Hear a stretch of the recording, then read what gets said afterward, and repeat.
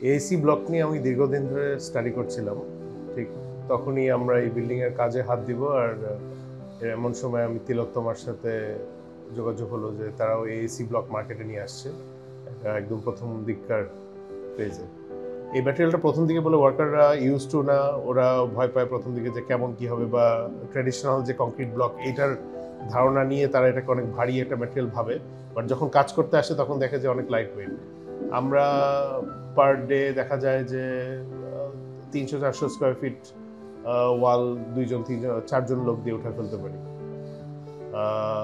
তো এই দিক থেকে এটার ডেফিনেটলি কস্ট বেনিফিট আছে। থার্মাল কন্ডাক্টিভিটি, ফায়ার রেজিস্ট্যান্স এগুলা খুবই ভালো। আর হচ্ছে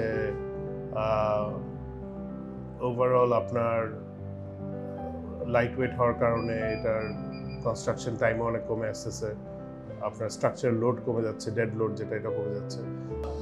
আমাদের সেক্টরে আর্কিটেক্টস প্লাস ইঞ্জিনিয়ারদের আমি বলবো এই ম্যাটেরিয়ালটাকে নিয়ে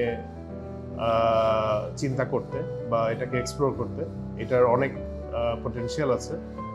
আমরা এটাকে অলরেডি পার্টিশন ওয়াল, বাউন্ডারি ওয়াল এরকম বিভিন্ন ইউজ করে দেখছি, এটার অনেকগুলো বেনিফিট পাওয়া যাচ্ছে। তো এগুলো যত আরও ইঞ্জিনিয়ার আর আর্কিটেক্টরা ইনভলভ হবে এই প্রোডাক্ট নিয়ে, আমি মনে করি যে এটার আরও ভিন্ন ধরনের আরও কি বলবো কস্ট এফেক্টিভনেসটাকে, এফিসিয়েন্সিটাকে বাড়ানোর একটা